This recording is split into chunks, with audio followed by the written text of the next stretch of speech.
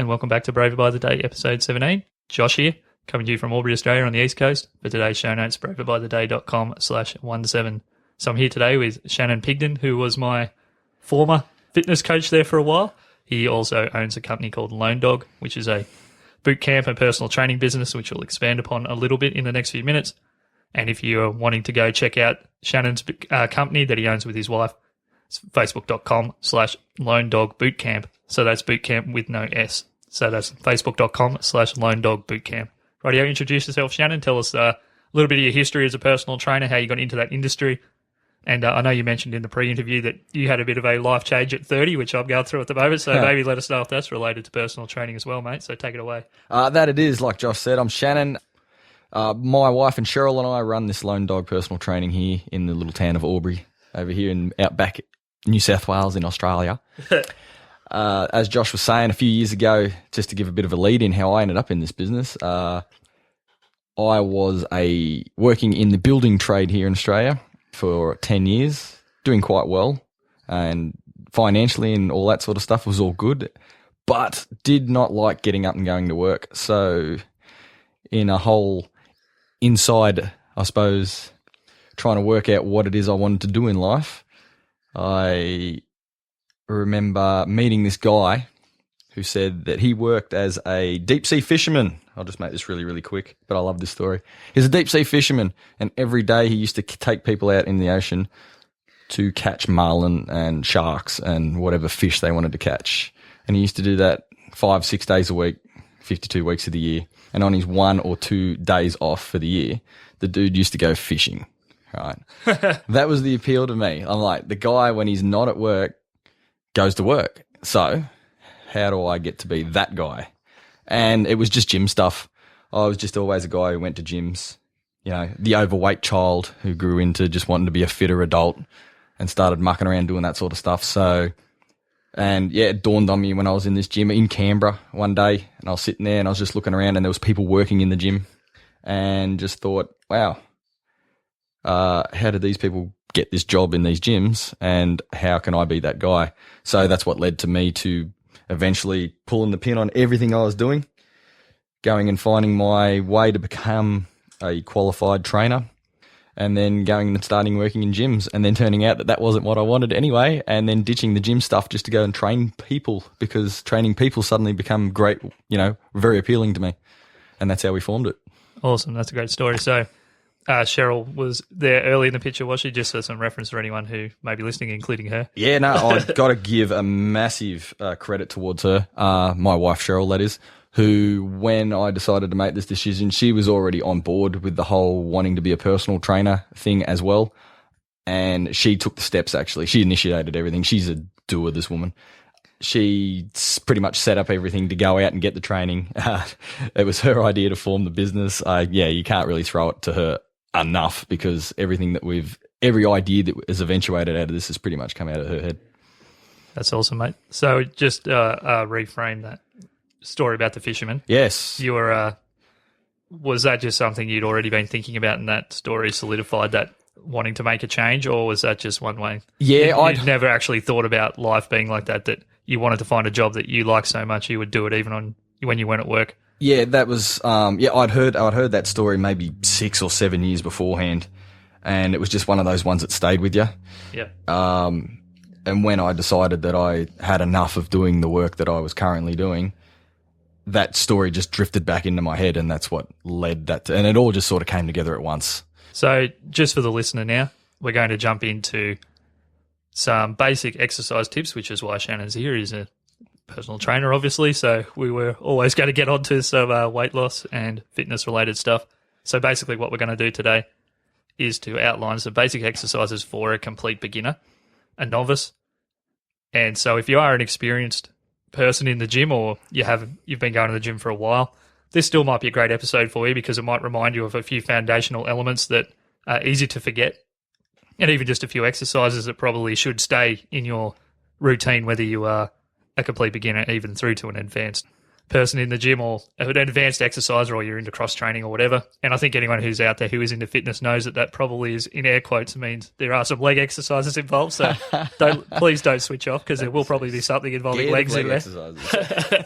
Shannon and I have actually talked about that before. I fell well and truly into the leg scared camp. So we'll start off, mate, with just maybe 4 basic exercises. We'll break them down. Obviously, this is an audio show, so we can't get too many visual representations, but these are very common exercises. Yeah, so without trying to sound overly basic or too basic, I think anybody who's I treat everybody the same. Everybody, no matter their age, no matter their gender, everybody is a person and people have to move in a particular fashion. And if you want to just break that down to maybe 4 movements, there should be more than that. But if we want to stick to 4, then people... We don't have to stick to 4. I just had 4 because I didn't want to have you here all day. Yeah, no, that's all right. We can keep it really simple. Some people only want to, dedicate 30 minutes a day to this sort of stuff. That's kind of where I was going. So. Yeah. And if you want to, and don't want to talk about being a minimalist here or anything like that, but if you want to be as efficient as you can with your time, if you include movements that get your body to squat, and if it gets your body to hinge, and if you get your body to pull and you get your body to push, you are dealing with the foundation of getting good movement happening. That's pretty well, that's the basic parts of it. So can we just repeat those and then maybe break down an exercise that would get someone sure. into that? So we'll start with the squat. So people who aren't familiar with the squat movement, if you, I suppose, YouTube it, you'd find 80 billion videos related to the squat. Or more, yeah. Yeah. It is essentially getting your knees and hips to bend as you sit down. It's actually mimicking as if you were just going to sit on a chair and stand back up again. That's probably the basic way to explain it to people when you first want to start them off.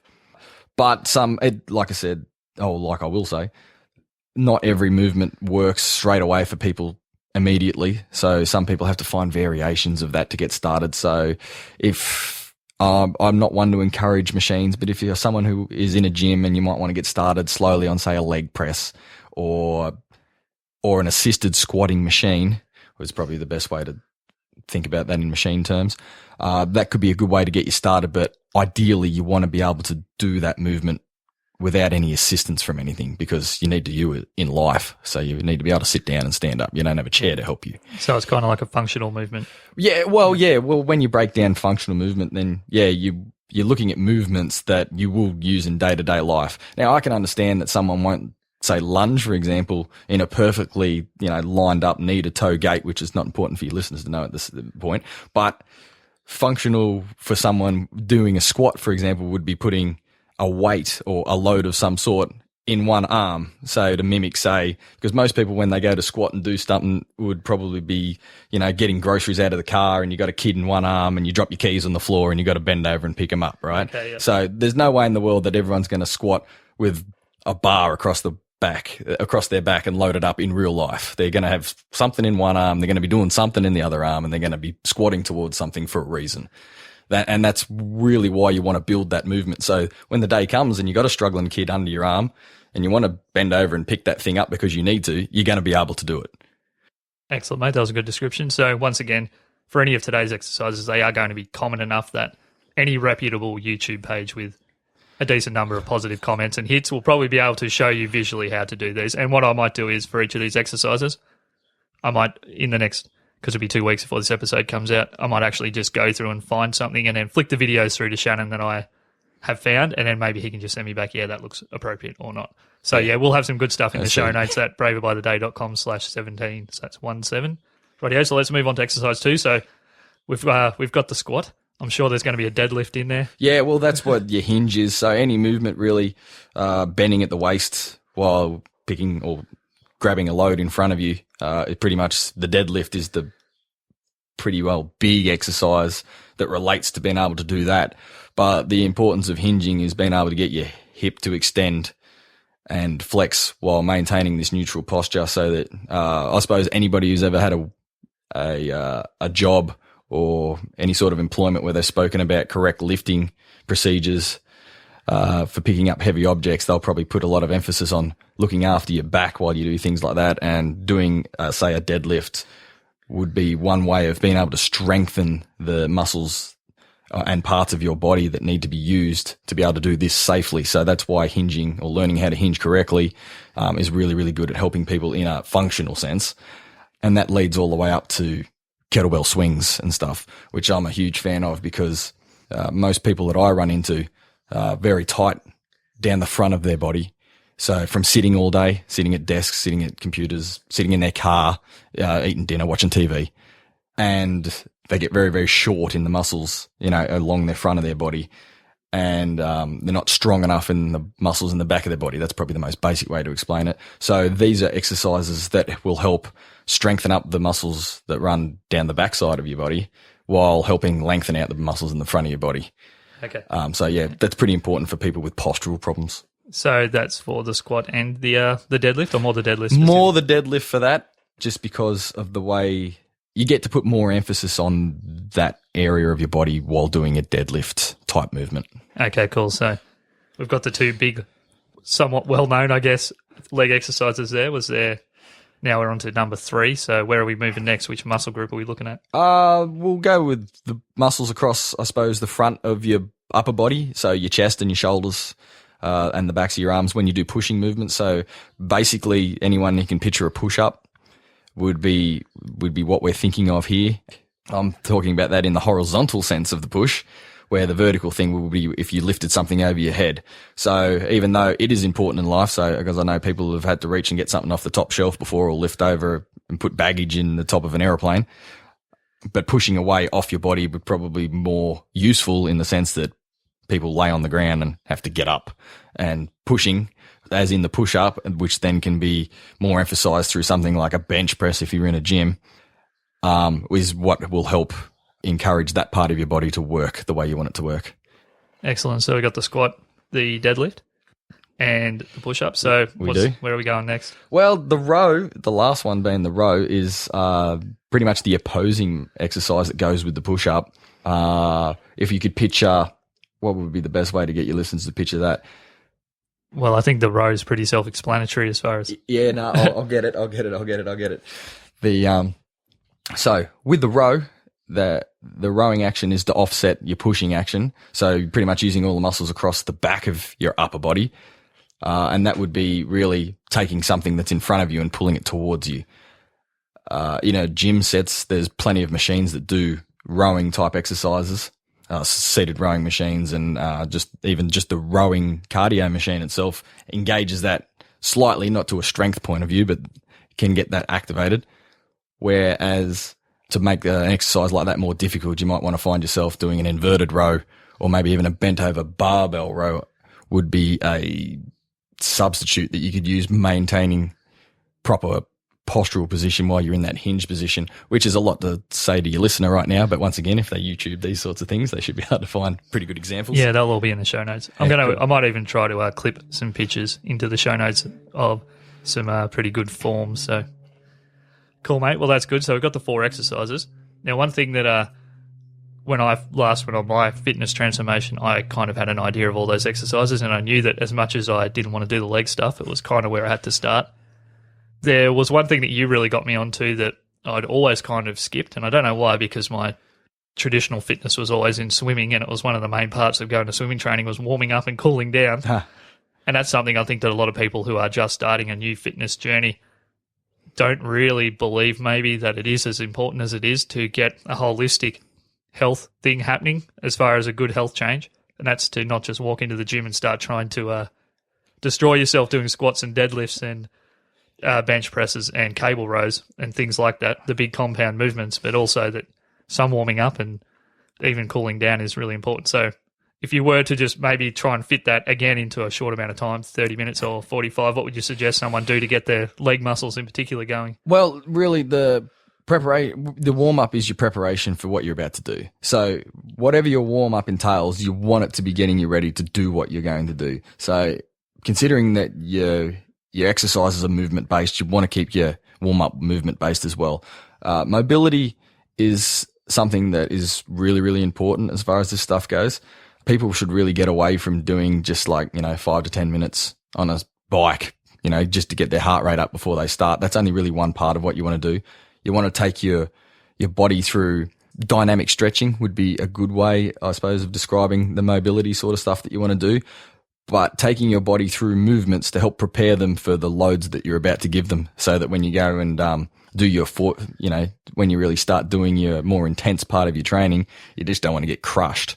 A lot of people like to skip that stuff because it's kind of boring, but it is so important. So your listeners might want to look up things relating to foam rolling, which is, for anybody who doesn't know what that is, it's essentially like getting a foam tube and rolling it on parts of your body to give yourself what they call self-myofascial release, which is good to help loosen things up. I won't even get into the parts of that. That's not super important. Oh, we've brought it up now. We might want to just dig in. Alrighty. Basically, is that just the outer layer of a muscle and loosening up that coating?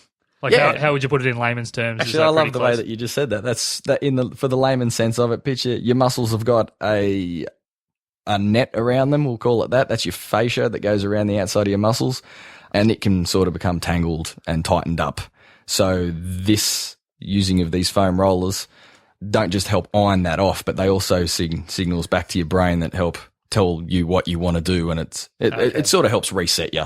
Excellent. Yeah, cool. yeah. Okay, Yeah. so we'll keep going. So we'll just leave it at that. Yeah, that's good. And then after that, you just want to take yourself through some mobility drills, which are going to be movement patterns similar to what you're going to do. So if you're going to do some squatting, you might want to just do some unloaded squats for starters, or other leg movements, other sort of knee bending, hip hinging, lunging type movements that will help you get the greatest range of motion for the movement you're about to do. So if you're someone who feels a little bit tight when you get in a certain area, when you get to the bottom of a movement, you might find that you might need to include some sort of mobility to help that area of your body get prepared better for when you go to do a heavier movement. Yeah, that'd be the better way to do it. Excellent, cool. So, for an example for me, when Shannon explained this to me back a couple of years ago now, and I found, so just to listeners, that's something that's completely applicable to the real world. I found that if I was to go, one of the programs that I actually had started on the bench press machine, and I found that if I didn't probably do 10 to 20 push-ups before that, there was probably, I reckon, a minimum of a 10 kilogram difference between where I was starting at weight-wise. I just found just that small amount of, I guess it's a form of a stretch. Yeah. I was just doing slow push-ups, and I found that I was starting on, by the time I was a little bit fitter, probably starting at 70 kilos instead of, mid-50s. And then I was working up from there. So just that small amount of warm-up made a lot of difference for me. I mean, that's just one example, but I can definitely speak to it working. So is there any other specific little tricks that you've seen work for clients before as far as, getting them ready? Or Yeah, there's not because people are so individual, their tightnesses and their little ins and outs that make them who they are very specific to them. So I can't be overly general with that. But I suppose if we want to, would say one area on most people that needs a bit more attention would be your thoracic spine, which is, for anybody who doesn't know, is the part of your upper back, the part of your back really that your ribs come out of. That part in most people becomes not where it should be. And people, fine, yeah. and people need to put a little bit of focus in bringing that back, because it helps set where your shoulders are. It helps with the distribution of load throughout the rest of your body in parts of things. So, and even though a lot of people have trouble with their lower backs and things like that, they don't give enough attention to that thoracic spine. And I think that is probably one that I do see in a lot of people that needs a lot more attention than it gets. Okay, cool. So that's something to take away. I might try and scrounge together a picture of maybe someone that's got a nice looking thoracic spine and someone that maybe doesn't, and I'll just try and throw those in the show notes. Okay, so we've talked about warming up. Essentially, you just want to, in some way, within your capabilities, mimic a simple version or a loadless version of the exercise you're about to do. So Yeah. And some people might find, the reason I didn't want to make it specific is because I know some people have really poor mobility through their ankles and stuff, and that person might need to spend a bit more time getting that ready if they were going to squat, whereas the person next to them might be able to, get really good flexion throughout that ankle and not have to worry so much about that. So you don't want to tell people to do one thing and they don't need it. So obviously it's a case by case, but yeah, it is. So just I guess the takeaway is to just keep in mind that a holistic exercise program is kind of hinged off your warm-ups to start with. It's not something, if you think, I'm going to hack, the life hack approach, I'm not going to hack out my exercise to get more out of it. I wouldn't start with warm-ups. So, so how important would you say just cooling down is? Because I know back when I was a competitive swimmer, even after football training, but even more so in swimming. I'm not sure really why the science is behind that, but cool downs were something that I felt because I was training 6 days a week. I would feel if I was doing lots and lots of sprints and then I just got out of the pool in the car, mum drive me home, I really felt terrible. And even as a kid, I can remember feeling terrible. Whereas if I did maybe 5 or 6 laps, even just at a slow pace, cooling down, it made all the difference. Like, why is having some form of cool down and not just jumping straight out of the gym or exercising and, you know, going back into day-to-day life important? Yeah, it does. You want to take your body when it gets all adrenaline-based while you're exercising. It's in its fight or flight mode, you know, if people are familiar with that, where you're just running really, really high. And you want to switch that from that mode back into your rest and digest mode. So bringing yourself down gradually, not only does it have effects on heart rate and blood pressure, which you want to bring down gradually as well, you take your body out of this flat out mode and bring it back into its recovery mode. And that is really where you want to kickstart getting your body working so it prepares itself better for the next time you go and do this. Yep. And that's pretty much it in its simplest terms. Whether you use that time if you're doing something really, really heavily aerobic towards the end of your session and your heart rate's really high and you just want to take time, like you said, with the swimming and just doing a couple of slower sets of things just to slowly cool yourself, or slowly bring yourself down. Or if you're already down there and you just want to spend a bit of time getting your breathing in sync, getting that all done and just spending some time doing maybe some static stretching where you just take body parts through holds and things like that to maybe add flexibility if that's your thing. That they're good times to do that, but you really don't want to go from working really hard and working yourself into an absolute frenzy to just walking straight out the door, because it just inhibits your ability to make the most out of that. Yeah. So it really aids recovery. It does. Yeah. Okay, so what would be maybe just if you had a lot of people on a lot of different kinds of exercise programs, would you say that the cool down is less muscle specific or more muscle specific than a warm up, or does it still have to stay centralized on that group? Could you do a varied number of, you know, types of exercise and then do your warm down on a bike or something in the gym? By all means, you could use that time to focus on anything you might need to do. So if you're someone who's lacking in flexibility, you might spend some time to do some active stretching that actually makes a bit of a difference while your body's nice and warm and a bit more receptive to that sort of exercise. Whereas we were saying about the swimming, if you're in a gym setting and you just finished doing, I don't know, sprints on a bike and you just worked yourself right up, you might want to continue on that bike for a little bit longer just to gradually bring yourself down, just so that you don't go from like 200 beats a minute down to 100 and yeah. Excellent. So I might actually also throw a few just quick definitions in for dynamic stretching and active stretching and a few things that I don't want to geek out on those things too much, but I also don't want to leave out the terminology, because these are the sort of things for anyone out there who does approach a personal trainer may actually seem a bit overwhelming if you're not familiar with them. So we don't want to dumb it down too much because we're talking about people's bodies. So that's why Shannon's not making this a complete beginner lesson, because that's not really fair on people that are just going to dive in. So yeah, I don't want to go one way or the other, eh? No, it's fine, yeah. I think that's good that we're staying in the middle and I can just fill in the gaps in the notes. So this will be an episode where the notes are going to be pretty applicable to people out there that are just kicking off their journey, and even probably for people that, I mean, I'm sure that warm-up and cool-down thing was, I knew the stronger that I got, I'm a bit out of shape at the moment due to my lung issues, but the stronger and stronger and fitter that I got, it seemed that I just became less and less. Maybe I didn't need the warm-ups and cool-downs as much from day to day, but I knew that if I managed to skip them, if I was on a really quick time limit, I even started forgetting about how important they were, because I thought, well, I'm recovering so well compared to what I used to, but there's no way of knowing. Maybe I would have kept improving as much as I was early on if I had just kept doing them. So yeah, I can even say for someone who's been doing it for a long time that if I'm a little bit time poor and I decide to leave things out, the days that I leave or shorten the warm-up part are days that just end up with the most rubbish results ever. And potential for hurting yourself. Absolutely. Yeah.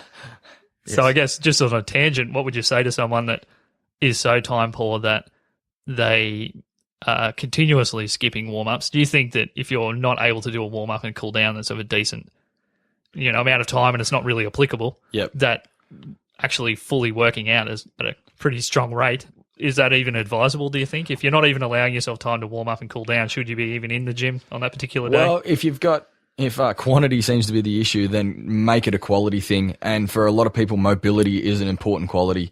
Most people, even other trainers that I get the pleasure of being able to associate myself with, will tell you that even their mobility is not excellent. And for the average Joe, I can tell you that theirs is pretty even less than that. So people who do it constantly still need to work on it. So don't leave that stuff out. If you were going to be in trouble with time, I'd keep the warm up and the cool down part there. And just for the part in the middle, I'd just pick one thing you really want to focus on. So just say you did want to do all those 4 exercises that we spoke about earlier in the day, and you've only got enough time to do 1 or 2, pick the 1 or 2 that you really want to focus on that day and work those as hard as you can, still do your cool down and then get out. That's an excellent answer. Thanks so, mate. So that's a good way to finish up that first part of the chat. Now we're just going to move on to sequencing, which is also something that Shannon gave me in my program. And there were times where I was thinking to myself, geez, I really like doing that exercise and that one the most, and I really don't mind that. And if I'm short on time, I might just cut that one. But I know that the program that I had 2 different days, and they were both designed, I guess, with a certain amount of moving from one muscle group to the next. And they usually would start on legs, which I think maybe more so for a guy. This is just what I've heard. I'm not a fitness trainer, but that is a way to promote, I guess, strength and to get your legs working first. So is there any particular way you would sequence those first exercises, or would you do them in the order that you've actually spoken about them? If you don't, no, you can do any exercise do it in priority. The thing that you want to work on the most, put that first, where you've got the most energy and you can, dedicate your most focus to. Yeah. And as you sort of go on and you become a bit more fatigued, you might be able to give as much. Okay, yeah. But everything else, but then it becomes an accessory movement to this thing you did at the start. So it'd make more sense to switch the exercises then that you did day to day, just so that it becomes a bit more even.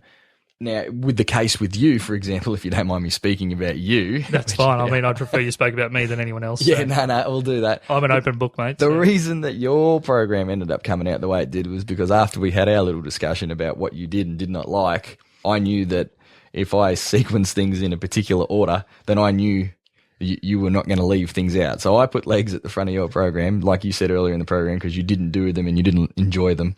So I did them there to make sure that they didn't get left out. I've seen people with programs before where they'll put all their favorite stuff at the top of the list, and then just by coincidence, they run out of time when it gets down to the stuff that they don't like to do.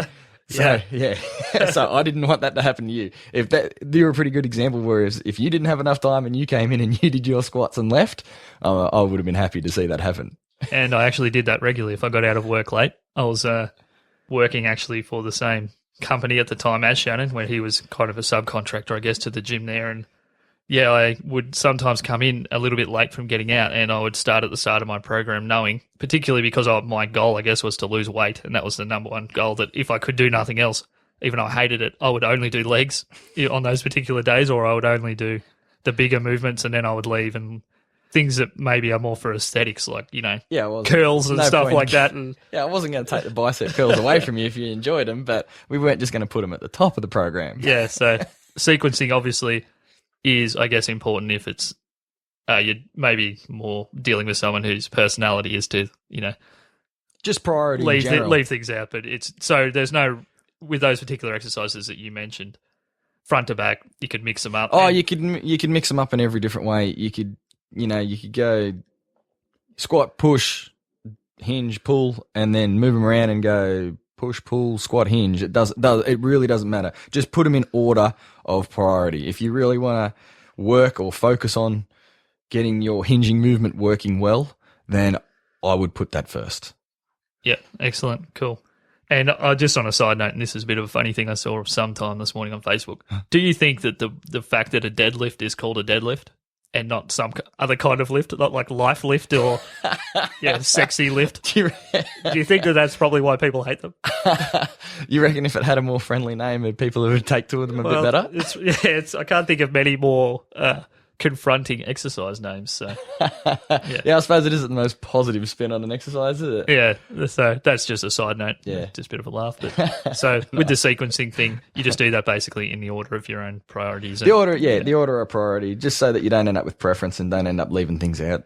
It depends on the person. Excellent. And just to go back for a second, don't leave out your warm ups and cool downs. You should manipulate the program as opposed to those sections. So That would be best advice. just to maybe finish up for today, there's 2 more things I wanted to touch on. Sure. One was just a basic diet piece of advice. Like, we're not going to give out lots of diet advice today, but if you had someone come to you, like, just for example, it was me, and I actually followed a completely different life cycle as far as my weight gain. I was super, super fit for most of my life, and then over my later half of my 20s, I became overweight, and I had a lot of it was probably more diet related than anything. If you were to say to someone that maybe was going out with the goal of just shedding some puppy fat, getting the love handles under control, just given what you know about most people's diets, particularly in Australia and North America and westernized countries, what would you say is the one thing that a lot of people are eating that they might not actually realize is not that great for them when they're losing weight? Oh, could I make it even more simpler than that? We can talk about both. So. Oh, yeah, sure thing. Yeah. The amount of people that I deal with who just basically just do not drink enough water. Wow, that's pretty powerful. It is that easy. The first thing most people can do to make a change to the way they go about themselves is to just drink more water. That's probably more so than even just weight loss. That's just in general. Oh, well, it helps with that too. So it's a part of that. Mental and physically. Yeah. You know, water gets used a lot in your body, and a lot of people don't have enough of it to do their processes that it has to do. So how underhydrated would you say people are when they normally come to you? I mean, I remember you testing me for that, and I mean, I made big jumps in that department within a month. I mean, I was even sometimes when I would feel hungry, I would have a glass of water first and sit on it for a minute. Even I found I was obviously just dehydrated, and I was eating less purely just because of that. So actually, that's an awesome point, because a lot of people mistake being hungry for being thirsty. Your body knows when it needs water, and it sends signals around. And sometimes people misinterpret that need for water for food, and they'll increase their food intake to try and get more water into your body, where it could just be cleared up by adding water. And I'm not saying people ditch food and just drink water all day. People can drink too much water. All I'm saying is the people that I've seen don't drink enough water. Yeah. Okay. So just getting back to the first part of my question, would you say that people are generally just within your own client base, I guess specifically, but do you think that they're on average underhydrated or about even, or do people come to a personal trainer knowing that maybe they should be having enough water, or is it just a general problem that even people who think that they drink enough aren't? Yeah, people admit it straight away when you tell them. Yeah. They don't have a problem with saying that. You say after you do maybe a scan on them to see how hydrated they are, and it comes back saying that they're a bit low. If you just pose them the question of, do you drink a lot of water? Most people will just straight away just go, no, I know I should drink more, or I drink a lot of tea and coffee, but I don't drink much else, or things to that sort of nature. Or, people, when it's brought to them, are not surprised at all that they're underhydrated. So it's a good question for anybody right now to just ask themselves if they're getting enough, or if they think they're getting enough. And then the only answer to that is, if you don't think you're enough, just start drinking a little more. Yeah. It's that small change that makes a big difference. Yeah. Do you think it's because people just don't like the flavour of water sometimes, and they treat it like everything that they put in their mouth should be a treat, or it should be something that appeals to them? People, let's see. Because I know a lot of people that just simply just don't like the taste of water, and they think, I have lots of water because I have 20 coffees a day. I'm like, well, yeah, but every cup of coffee with 1 teaspoon of coffee in there, you're probably dehydrating yourself at an equally fast clip as what you're rehydrating yourself. So people who find water offensive on the taste may want to consider what sort of health's going on inside their mouth. The taste of water is nearly a good reflection of the taste of the inside of your mouth. So that's disgusting, but also very enlightening. I didn't realise that. I have actually, I don't have cold hard science. I wish I could just reference something right now and say I saw this study where that's true, but I can give you my own patterning that I've seen. People with horrible, horrible diets that are high in sugar and just high in horrible preservatives tend to be the ones that tell you that they do not enjoy the taste of water. Whereas people who enjoy a diet maybe rich in fibrous vegetables, for example, that have a lot of water and stuff in them, and anyway, and it's all kind of cleanish, I suppose, is the way to say it. Those people don't seem to have any trouble knocking water back. Right, yeah. So there's some hydration advice and some diet advice all wrapped up in one. Yeah, brush your teeth and drink a glass of water. Number one, just the thing about drinking water is, if you really want to make a big habit change, think about it as just, even if you really don't like water, and I mean, as we just said, that's not concrete science, but treat it as you wouldn't, if you didn't like one particular set of exercise and you're aiming for a result, just think, oh, bugger that, I won't do it. just treat water as part of the program. Sometimes you'd have to do things that you don't particularly like, and if it's 2 or 3 extra glasses of water a day to make sure you're running at an optimal level, Yeah. just do it and man up pretty much. Initially, yeah, just don't get fixated either on, I have to drink 2.4 litres of water or 8 glasses of water, or don't try and put a number on it. Just try and increase what you're currently doing. That's excellent, mate. So was there any particular food group, expanding upon the water thing, that you think that, but basically what I'm looking for is, I know I've mentioned this to you before, there's certain things that are only really suitable at certain points in the day that if you were to eat, like I take bananas as something I eat probably too many of. If I have a banana after exercise, I feel fantastic and it really puts me back on an even keel. Yep. But if anyone's out there snacking on bananas all day, you might not realise that even certain fruits and things like that, probably not absolutely optimal for losing weight. Yeah, So- and look, I won't talk down any food like a banana. I won't kill a banana. They're awesome. They do more good things. I love bananas. Yes, they're fantastic. What I would suggest for people to put emphasis on is just getting rid of processed foods.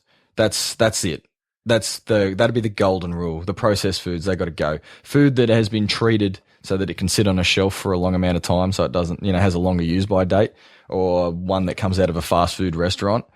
These sound like no-brainers, but the chemicals that come along with those foods don't belong in the human body. And I'm not a food Nazi either. I enjoy good food.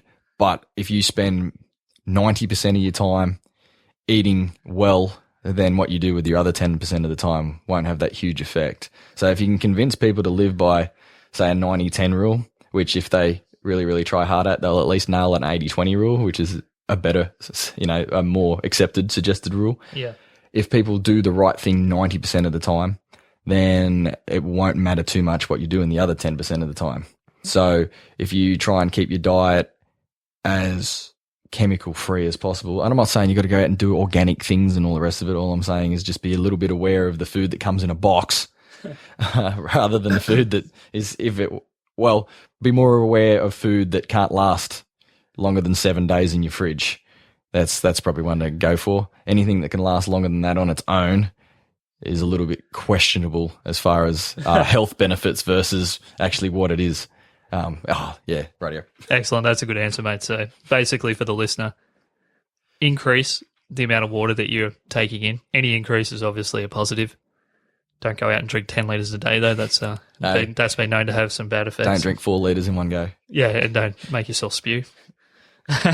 Yeah, just try and cut out processed foods. So anything that is lasting a long time of its own volition is probably not fantastic for you. So now I know that everything I've said today sounds really overly simplified. Like the movements are simple. Drinking more water and eating less processed food sounds like a very simple thing, but the average person is just not doing it. That's exactly why calling it simple is probably not the right term, I think. No, basic. Yeah. I don't want what you want to say about it, but yeah, I mean, if it is simple and people are still skipping it, then we can't actually afford to go out and make it much more complicated than that. So yeah, that's it. You can't move past this point first. Do this stuff right first, then we'll look at some other things. That's excellent, mate. So just a quick recap for the listener: to do your squat, deadlift, which we might rename sometime in the future. The hinge. The hinge. Call it yes. the hinge. So I might get you to rename those just in their their compound movement names or whatever it is. Yeah. Yep. So the squat, the hinge, the chest press, bench press, and a row or a cable row. Yeah, to not skip warming up and cooling down, and to try and keep you warm up to maybe that muscle group or that exercise or movement that you're about to do. Sequencing is not all that important, although if you found yourself to be someone like me that may be time starved, and if you put everything you don't like at the end and you happen to run out of time a lot, then you might skip some important movements on a regular basis, which you don't want to do. And drink more water and cut out anything that's processed or comes in a box and costs less than $10. That's it. Yeah, I suppose too, if anybody who is absolutely brand new at this and still don't know what they're doing, and even with the stuff that you give them, it still looks a bit I can't recommend seeking a professional, at least to see once, to get them to show you how to do those things properly once. Because even though the World Wide Web is a wonderful tool, there's a lot of misleading information on there too, and nothing beats being able to get it from a professional. I'm not saying you got to go out and get a trainer 4 times a week for the rest of your life, but even if you go and see someone once just to show you how to do the things that you want to know how to do with proper form and proper posture, you'll go a long way of being able to have a healthy and injury-free training career, and also be able to then maximize what you're going to get out of it. Excellent, mate. That's a good way to leave it. And just for anyone who thinks that we're definitely not pushing the purchase of a personal trainer, but we actually mentioned it on this show in episode 2 that the amount of money that it costs is so worth it. Because, I mean, you see people that have $250 shoes on and full gear that they've obviously just bought to go to the gym, and they're doing all of their exercises wrong. So they're either going to get less than optimal results, or they're going to hurt themselves before they've seen any results. So I can actually recommend, obviously, Shannon personally, but if there's anyone around this area, but in the greater sense, just find someone reliable that can teach you how to do all the movements properly and make sure that you're looking after your back, particularly with that spinal related stuff. So did you just want to tell us again where people can find you online if they are more interested in what you do, or just want to send a question your way, or absolutely abuse you if they're from McDonald's headquarters? I didn't drop any name brand stuff, did I? I did. Oh, did you? Yes, we're on Facebook there at Lonedog Bootcamp. There'll also be, I'll be floating on Twitter there under Lonedog. There is lonedog.com.au also as our website for our training organisation, like I said, that's in Little Outback, Australia. So for anybody who wants to actually follow me up with anything, they're more than welcome. Excellent, mate. And well, you've been an excellent guest, and thanks for keeping things simple today for those people who are maybe just starting out and it's all a bit overwhelming. Because, you only need to type in fitness or diet or kettlebells or a number of other things into Google, and it pre-populates you with 65 million results. And as you said, not all of it is aimed at that beginner market and might get people either hurt or lead them down the wrong path. So good advice. Thanks again, mate, and we'll see you soon. Thanks, Josh.